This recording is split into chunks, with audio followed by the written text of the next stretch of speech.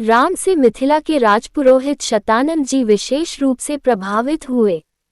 शतानंद जी ने कहा, हे राम, आप बड़े सौभाग्यशाली हैं कि आपको विश्वामित्र जी गुरु के रूप में प्राप्त हुए हैं। वे बड़े ही प्रतापी और तेजस्वी महापुरुष हैं।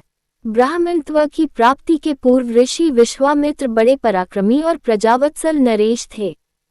प्रजापति के पुत्र कुश, कुश के पुत्र कुशनाभ और कुशनाभ के पुत्र राजा गाधी थे।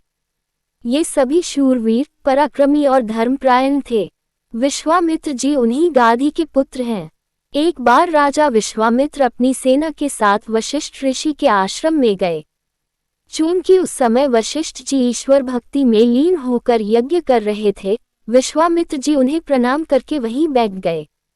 यज्ञ क्रिया से निवृत्त होने पर वशिष्ठ जी ने विश्वामित्र जी का बहुत आदर सत्कार किया और उनसे कुछ दिन आश्रम में ही रहकर आतिथ्य ग्रहण करने का अनुरोध किया। इस पर यह सोचकर कि मेरे साथ विशाल सेना है और सेना सहित मेरा आतिथ्य करने में वशिष्ठ जी को कष्ट होगा, विश्वामित्र जी ने नम्रतापूर्वक विदा होने की अनुमति मांगी। किंतु वशिष्ठ जी के अत्यधिक अनुरोध करने पर थोड़े दिनों के लिए राजा विश्वामित्र को उनका आतिथ्य स्वीकार करने के लिए विवश होना पड़ा।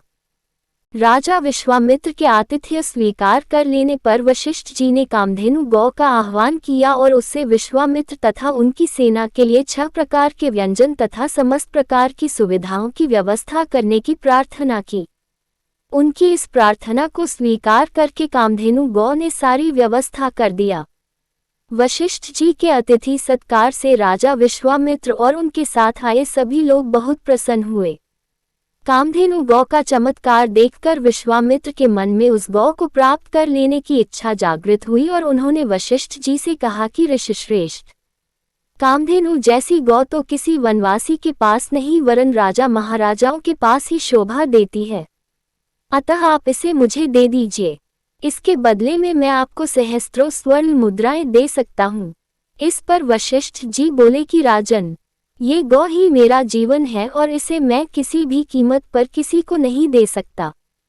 वशिष्ठ जी के इस प्रकार कहने पर विश्वामित्र ने बलात् उस गौ को पकड़ लेने की आज्ञा दे दी और सैनिकगण उस गौ को डंडे से मार मार कर हाँकने लगे। कामधेनु गौ ने क्रोधित होकर अपना बंधन छुड़ा लिया और वशिष्ठ जी के पास आकर विलाप करने लगी। वशिष्ठ जी बोले कि हे कामधेनु, मैं इस राजा को शाप भी नहीं दे सकता क्योंकि यह राजा मेरा अतिथि है और इसके पास विशाल सेना होने के कारण इससे युद्ध में भी विजय प्राप्त नहीं कर सकता।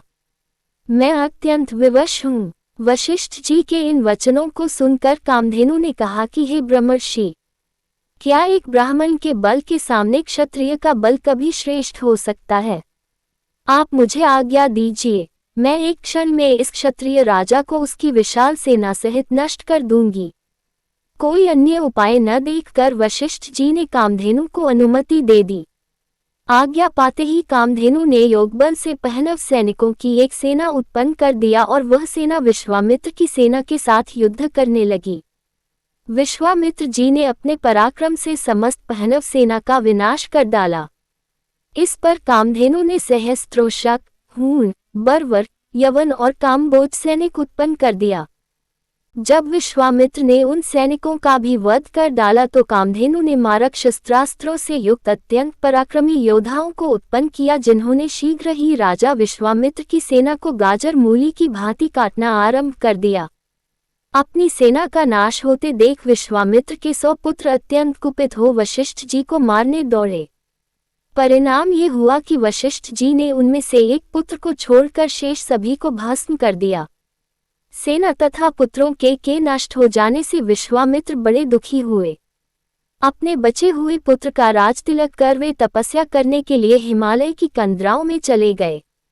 वहां पर उन्होंने कठोर तपस्या की और महादेव जी को प्रसन्न कर लिया। महादेव जी को प्रसन्न पाकर विश्वामित्र ने उनसे समस्त दिव्य शक्तियों के साथ संपूर्ण धनुर्विद्या के ज्ञान का वरदान प्राप्त कर लिया। इस प्रकार संपूर्ण धनुर्विद्या का ज्ञान प्राप्त करके विश्वामित्र बदला लेने के लिए वशिष्ठ जी के आश्रम में पहुंचे। वशिष्ठ जी को ललकार कर उन पर अग्निबाण चला दिया। अग्निबाण से समस्त आश्रम में आग लग गई और आश्रमवासी भयभीत होकर इधर उधर भागने लगे। वशिष्ठ जी ने भी अपना धनुष संभाल लिया और बोले कि मैं तेरे सामने खड़ा हूँ, तू मुझ पर वार कर। आज मैं तेरे अभिमान को चूर चूर करके बता दूंगा कि क्षात्र बल से ब्रह्म बल श्रेष्ठ है। क्रोध होकर विश्वामित्र ने एक के बाद एक आग्नेयास्त्र, वरुणास्त्र, रुद्रास्त्र, इंद्रास्त्र तथा पाशुपतास्त्र एक साथ छोड़ा, जिन्हें वशिष्ठ जी ने अपने मारक अस्त्रों से मार्ग में ही नष्ट कर दिया। इस पर विश्वामित्र ने और भी अधिक क्रोधित होकर मानव, मोहन, गांधर्व, जूम्भन, दारन, वज्र, ब्रह्मपाश, कालपाश, वरुणपाश, पिनाक, दंड, पैशाच, क्रौंच, धर्मचक्र, कालचक्र, विष्णुचक्र, वायव्य, मंथन, कंकाल, मूसल, विद्याधर, कालास्त्र आदि सभी अस्त्रों का प्रयोग कर डाला। वशिष्ठ जी ने उन सबको नष्ट करके ब्रह्मास्त्र छोड़ने के लिए जब अपना धनुष उठाया तो सब देवकिन्नर आदि भयभीत हो गए। किंतु वशिष्ठ जी तो उस समय अत्यंत क्रोध हो रहे थे। उन्होंने ब्रह्मास्त्र छोड़ ही दिया। ब्रह्मास्त्र के भयंकर ज्योति और गगनभेदी नाद से सारा संसार पीड़ा से तड़पने लगा। सब ऋषि मुनि उनसे प्रार्थना करने लगे कि आपने विश्वामित्र को परास्त कर दिया है, अब आप ब्रह्मास्त्र से उत्पन्न हुई ज्वाला को शांत करें। इस प्रार्थना से द्रवित होकर उन्होंने ब्रह्मास्त्र को वापस बुलाया और मंत्रों से उसे शांत किया। पराजित होकर विश्वामित्र मणिहीन सर्प की भांति पृथ्वी पर बैठ गए और सोचने लगे कि निस्संदेह क्षात्र बल से ब्रह्म बल ही श्रेष्ठ है। अब मैं तपस्या करके ब्राह्मण की पदवी और उसका तेज प्राप्त करूंगा। इस प्रकार विचार करके वे अपनी पत्नी सहित दक्षिण दिशा की ओर चल दिए। उन्होंने तपस्या करते हुए अन्न का त्याग कर केवल फलों पर जीवन यापन करना आरंभ कर दिया।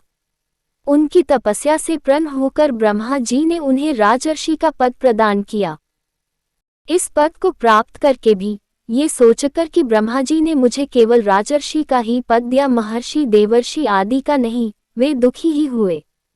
वे विचार करने लगे कि मेरी तपस्या अब भी अपूर्ण है, मुझे एक बार फिर से घोर तपस्या करना चाहिए।